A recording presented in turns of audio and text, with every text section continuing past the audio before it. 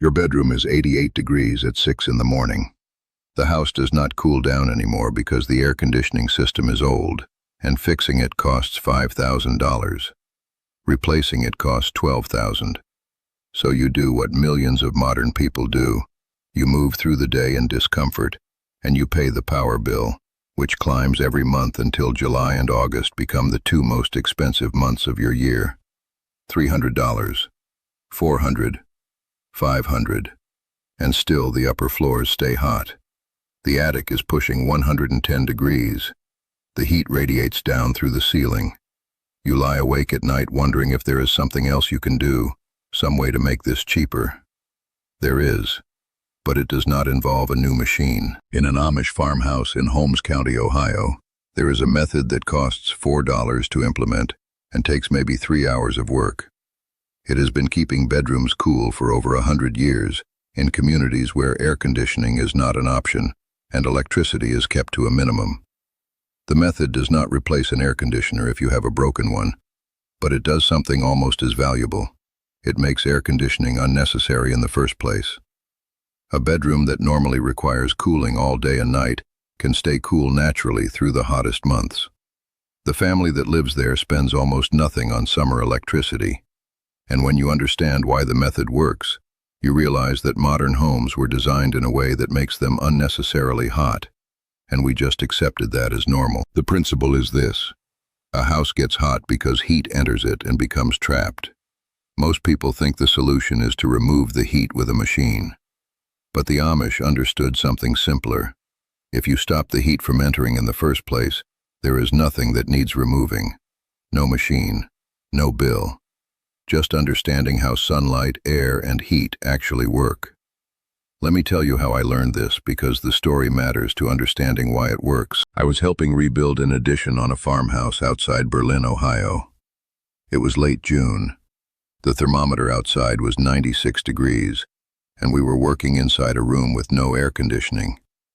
I was miserable. The old farmer I was working with, Jonas was his name, he noticed my discomfort. He said, "You are hot because you do not understand what is heating you." He walked me to the window and pointed up at the roofline of the addition. The roof faced west, and the sun was coming in from that angle, hitting the peak of the roof directly. He said, "The sun does not warm the air in the room. It warms the roof and the walls. Those warm surfaces then warm the air. If you stop the sun from hitting the roof and walls, the air stays cool. That is all." It sounded too simple to work. But then he showed me what he had done to the older part of the house, the section built in 1902. On the west side of the roof, there was a wooden frame that stood out from the wall, maybe 4 feet away from the house. The frame held shade cloth, thin woven material that let some light through but blocked the direct sun. Underneath that shade cloth, you could feel the temperature difference. It was significantly cooler just from blocking the sun before it hit the roof. He said this shade structure cost him less than the price of 2 days of electricity. He had built it once, 40 years ago, and it still worked. The cloth had to be replaced every 10 years or so, maybe less if you took care of it. The wood was cedar, which lasts a long time, but the investment was almost nothing. And the result was that the second floor of his house, which faced west and would normally be scorching in the afternoon, stayed cool enough to sleep in even without air conditioning. That conversation planted a seed. I started researching this method. I talked to more Amish families. I looked at old farm journals, and I realized something that astonished me. This method is not complicated. It is not secret. It is just forgotten because we decided to solve every problem with electricity instead of understanding the problem first. Here is what modern people misunderstand about house heat. Most people think a hot house is an air conditioning problem. They think the solution is to run the machine longer or get a bigger unit. But a hot house is actually a solar gain problem. Heat from the sun is entering the house faster than the house can release it. The sun is the source. Everything else is just dealing with the symptom. Modern air conditioning removes heat that should never have entered in the first place. It is like paying someone to bail water out of your house instead of fixing the leak. The water is already inside. The fix comes after the problem. But if you stop the water from coming in, you would never need to bail it out. The same is true with heat. An air conditioner cools air that is already hot, but that heat came from solar radiation hitting the house. If you stop the solar radiation from hitting the house, the air never gets that hot. The difference is enormous. A house can stay cool with no active cooling at all if you properly shade it from the sun. Now, why did modern homes stop doing this? That is a good question, and the answer reveals something about how American homes changed in the last 70 years. Before air conditioning became standard, houses were designed to deal with heat naturally. They had wide eaves that shaded the walls. They had operable windows designed to create cross-ventilation. They had light colors to reflect heat. They had strategic placement to use prevailing breezes. An old Victorian house built in 1890 was designed to stay cool without any machine. It was all passive design. But in the 1950s and 1960s, air conditioning became affordable for regular people, and home design changed. Architects and builders started assuming that machines would handle temperature. So houses got smaller eaves. Windows became fixed instead of operable. Walls got darker colors. Houses were oriented without regard to sun or wind. The design choices that kept houses naturally cool were abandoned because you could just turn on the air conditioner instead. The problem is that this created a situation where you now need air conditioning to live comfortably in your own house. You are trapped in a cycle. The house is designed to absorb heat, so you have to remove the heat, and removing heat costs money, every month, for decades. But here is what I want you to understand. You can break that cycle. You do not have to redesign your entire house. You do not have to wait until the next renovation. You can use a method that costs almost nothing and works immediately. Let me explain the science of why this works, because once you understand it, everything becomes clear. The sun delivers energy to the earth. That energy is light. When light hits an object, it either bounces off, in which case we see it as reflected light, and the object stays cool, or it gets absorbed, in which case the light energy turns into heat. A dark roof absorbs more light and becomes hotter. A light roof reflects more light and stays cooler. But beyond the color of the roof, the critical factor is whether direct sunlight is hitting it at all. When the sun hits your roof, it heats the roof material. That hot roof then radiates heat downward, into the attic, and eventually into the rooms below. The heat transfer happens through conduction and radiation. The metal and shingles become hot, and they warm everything they touch and everything nearby. Now, here is the key part. If you put something between the sun and the roof, a shade cloth, a trellis with plants, an overhang, anything that blocks the direct sunlight before it hits the roof stays cool. The shade cloth or the plants absorb some of the light, but they do not transfer all of that heat into your house. Some of it radiates back into the air. Some of it is used by plants for photosynthesis. Much of it simply does not get into your living space. The temperature difference is dramatic. A dark roof in full sun can reach 150 degrees Fahrenheit. A roof in shade stays significantly cooler. And because the roof is cooler, the attic is cooler. Because the attic is cooler, the rooms below are cooler. This is not magic. This is applied physics. Heat always moves from hot to cold. If you keep things on the outside from getting hot, the inside stays cool. This is the Amish insight. They understood that stopping heat from entering was infinitely easier than removing heat after it entered, so they shaded their buildings. They used passive cooling, and they used very little energy doing it. Now let me show you the exact method for implementing this in your own home. The basic approach has 3 components. First, you identify which direction your house faces and which walls get the most intense sun exposure. In the northern hemisphere, the west-facing and south-facing walls receive the most direct solar heat, especially in afternoon and summer. The east side gets morning heat. The north side gets very little. You need to shade the high heat sides, particularly the roof areas that are most exposed. Second, you choose a shading method. The simplest and cheapest method used by Amish families is external shade cloth attached to a wooden frame. This is not expensive. A roll of 70% shade cloth costs between $30 and $50 and covers a large area. Wood for a simple frame costs $20 to $40. Your total material cost is between $50 and $90 per wall face. For a typical house with one or two walls needing shading, you are looking at $100 to $200 for the entire project. Third, you install the shade structure in a way that allows air to flow behind it. This is important. You do not want to trap hot air between the shade cloth and the house. You want air to flow behind the cloth, carrying away the heat the cloth has absorbed. So the shade cloth is mounted out from the wall, maybe 2 to 4 feet depending on your setup, not directly against the wall. This gap allows ventilation. Here is the exact method for installing it. You will need 6x6 or 4x4 wooden posts, depending on the height of the wall you are shading. You need crossbeams to connect the posts. You need shade cloth. You need lag bolts or concrete footings for the posts. You need hardware, bolts, clips, basic fasteners. You set the posts in the ground or bolt them to concrete footings. You connect the crossbeams to create a grid structure. You attach the shade cloth to this frame. On the south or west side of your house, typically facing the afternoon sun, you create this structure starting roughly 3 to 4 feet away from the wall. The frame should extend from the ground up to at least the roof line, preferably higher. You can make this look intentional by designing it as an arbor structure. You can plant climbing vines on the frame.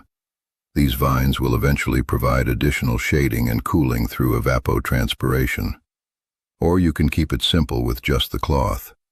Either way, the structure works. The installation takes maybe 2 to 4 days if you are doing it yourself, depending on complexity and how much of the house perimeter you want to shade.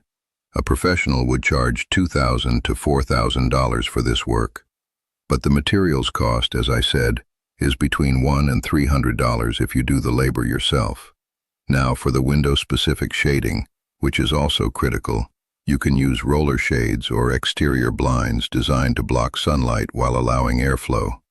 These are standard products available at any home improvement store. The cost is maybe $5 to $20 per window depending on size. For a typical house with 8 to 12 windows on sunny sides, you are looking at $50 to $200. For the interior, you can also use standard light-blocking curtains or plantation shutters, but the exterior shading is much more effective because it stops the heat before it gets through the glass. This is the method. Nothing complex, nothing requiring permits or professional work, unless you want it to look fancy. Just blocking the sun before it heats your house, which costs almost nothing compared to running air conditioning all summer. But here is where most people fail. And this is the mistake that makes them think the method does not work. The first big mistake is only doing partial shading. You shade one wall, or you put up shades on a few windows, but you do not shade comprehensively. Heat still comes in through unshaded areas. You still run the air conditioner. You still see the bill. You think the method does not work, when really you did not implement it fully enough. The method only works if you shade all the major heat entry points. This is not magic. It is just cumulative physics. Every unshaded surface you leave is still bringing heat in. The second mistake is shading too close to the house. If you put shade cloth directly against the wall or window, you trap hot air. The cloth heats up. The air behind it heats up. And that hot air radiates into the house just like direct sunlight would. You have to have space for air to flow. That gap is essential. The third mistake is using the wrong cloth. Some shade cloth allows too much light through. Some blocks too much and makes the house too dark. You want 70% shade cloth. This blocks roughly 70% of the sun while still allowing light and vision. 50% cloth is too transparent. 90% is too dark. 70 is the sweet spot that old farmers discovered through experience. The fourth mistake is not thinking about seasonal timing. In winter, you want the sun to hit your house because it provides free heating. So you need shading that you can remove or adjust. Deciduous vines on an arbor are perfect for this. They lose their leaves in winter, so sunlight comes through then, but they leaf out in summer and provide shade. If you use fixed shade cloth, you need to plan to take it down in late fall and put it back up in late spring. Some Amish families use removable shade cloth systems just for this reason. The fifth mistake, and this one is subtle, is not improving ventilation at the same time. Shading stops heat from entering, but ventilation removes heat that is already inside. These two work together. If you shade the house but do not allow air to move through, you will still be warm. You need both. Open windows at night to bring in cool air. Close them and shade the house during the day. Use fans to move air if you have them. The combination of shading and ventilation is powerful. Let me show you how this works in real homes, because the examples make it clear how practical this is. A ranch home in Michigan, built in 1985, east-facing and west-facing walls, no shading. The owner was paying $320 per month for air conditioning from June through September. He installed shade cloth on the west side and exterior roller shades on the west-facing windows. He also planted a fast-growing vine that now provides natural shading. His air conditioning cost dropped to $130 monthly. That is a savings of almost $220 per month, or about $2,600 per year just from that one improvement. The shade cloth and vines cost him less than $300 total. Another example. A colonial home in Massachusetts, 2-story, big windows facing south and west. The family upgraded to external shading on the entire south and west sides. They added operable window screens to improve cross-ventilation. Their air conditioning bill dropped from $280 monthly to $85 monthly. That is savings of nearly $2,500 annually. The installation cost was around $500. A third case, closer to Amish country, an older farmhouse in Pennsylvania that the owners were restoring. Instead of installing central air conditioning, they implemented the full Amish system. Wooden frame shading on the hottest exposures, exterior roller shades on windows, improved ventilation through windows and doors, and deciduous vines on the arbor structures. They also painted the roof with a reflective coating. The house stays cool enough for comfort, even in 90-degree heat. No air conditioning, no monthly bill. The total investment was about $800.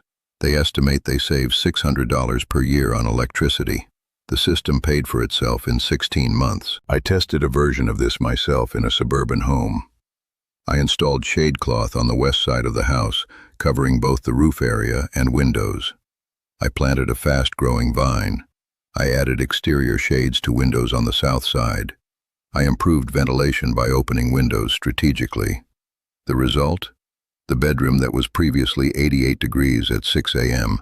stayed at 74 degrees. The upstairs, which was previously unbearably hot by afternoon, stayed at 78 degrees.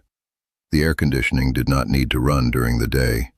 It only ran in early evening for about 2 hours, when the house had absorbed heat from the previous days.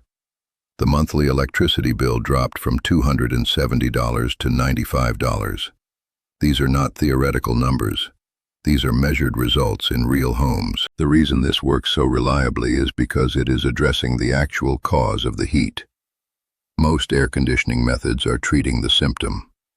The heat is already inside the house and the machine is trying to remove it. But this method prevents the heat from getting inside in the first place. It is more efficient by a factor of maybe 10 or 20. That is why the energy savings are so dramatic. Now let me tell you what this method means beyond just saving money on your electricity bill. When you implement this system, you are making a choice to observe and work with the natural world, instead of assuming you can machine your way around it. You are noticing that the sun moves differently in different seasons. You are understanding that north and south mean something. You are paying attention to wind and airflow. You are thinking about how heat moves. These are not primitive observations. These are the observations that shaped human housing for thousands of years before we had electricity. The Amish never stopped noticing these things. They did not forget them. So their homes work with nature instead of against it. And when a modern person implements the same method, something shifts. You realize that comfort does not require a machine. It requires understanding. And understanding is free. This is not about going backward in time or refusing modern comfort. It is about understanding that modern problems often come from modern solutions. Air conditioning was invented to solve a problem that modern home design created. But the problem did not have to be created in the first place. Good design prevents the problem. Bad design creates the problem and then tries to fix it with machinery. When you shade your house, you are not suffering. You are not depriving yourself. You are living more efficiently. You are paying less. You are using less electricity, which means less demand on the grid, which means less environmental impact. And you have demonstrated that you understand something about how the world works. The knowledge survives because it works. That is the whole story. The Amish kept this knowledge because air conditioning was not an option for them. But the method works for everyone. It works in modern homes just as well as it works in farmhouses. It works in hot climates and mild climates. It works in old houses and new houses. It works because it is based on physics, not opinion. Heat moves from hot to cold. Sunlight becomes heat. Shade blocks sunlight. These are not beliefs, they are facts. Now I want to know from you, how much is your summer electricity bill? Tell me the exact number. Are you paying over $200 a month? Tell me what state you are watching from. Tell me if you have ever tried external shading before. Or tell me what method your grandfather or grandmother used to keep their house cool before air conditioning was standard. I want to hear the real experiences from your life. If you want more of this kind of knowledge, practical, cheap, tested by generations and still working, stay with me. There is so much more the old people understood about houses, cooling, heating, and living well without spending a fortune on machines and bills. In the next video, I'm going to show you the old farmhouse method for cooling a home at night without opening windows. It sounds strange, but there is a simple system that Amish families use to pull cool air through the house during the cool hours and keep it trapped during the hot hours. You have probably seen the principle without realizing what you were looking at. By the end, you will understand why some farmhouses built in the 1800s stay cooler than modern homes built with all the latest technology. Until then, think about your electricity bill. Think about where your heat comes from. Think about what might change if you stopped fighting the sun and started working with it instead. The answer might surprise you, and the savings might change how you think about summer.